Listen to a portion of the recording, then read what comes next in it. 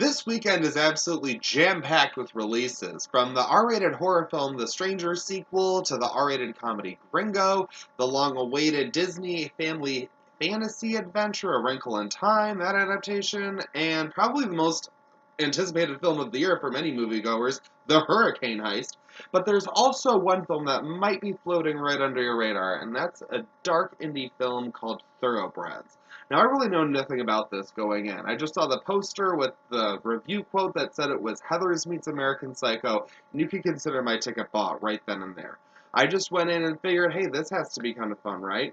And what we get in this film is a pair of teenage girls who end up involved in a pretty twisted plot. Now, if you do have some sort of interest in this, I suggest you do not check out the trailer because it tries to make the film look a little more interesting than it is, and I think that will leave several people disappointed. Now, as for the plot of this film, we follow Amanda, played by Olivia Cooke, and Lily, played by Anya Taylor-Joy, living in Connecticut in a pretty wealthy suburb. We get it, these chicks are rich bitches. And Amanda is a psychopath. She feels nothing, has no emotions, and Lily is her ex-best friend that is now tutoring her.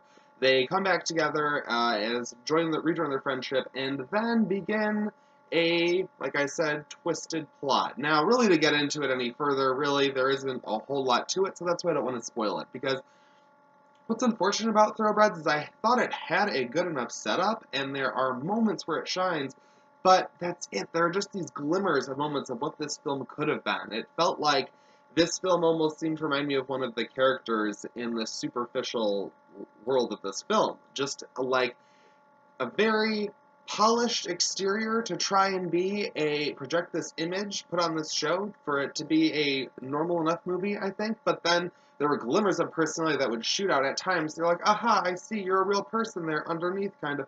There were moments when the dialogue did get bitingly funny between our two leads, and things do get bloody at one point, but they don't ever really go dark enough to really go anywhere and really move along as a story, and they aren't funny enough really for me to call this a dark comedy even. It's kind of just a dark drama.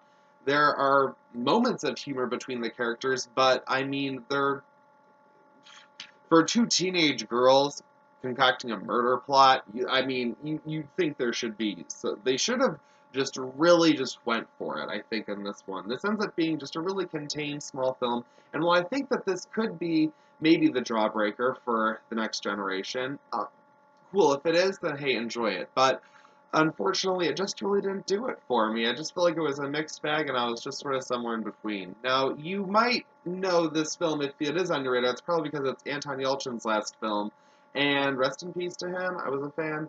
Unfortunately, his character almost feels like a big detour in this film, and there really isn't a whole lot going on at just about an hour and a half. It's kind of unfortunate in the end. I don't know. I really hope to like this, but it just is what it is. There is a cool style, I think, that pops through at times for this film that could be enjoyable for many viewers. It just didn't overall do it for me. I give Thoroughbreds a 2.5 out of 5. It's just, again, I'm middle of the road on it. But what'd you guys think? Any cool indie movies out there? Any good streaming I should check out? Feel free to let me know in the comments below. And as always, thanks for watching.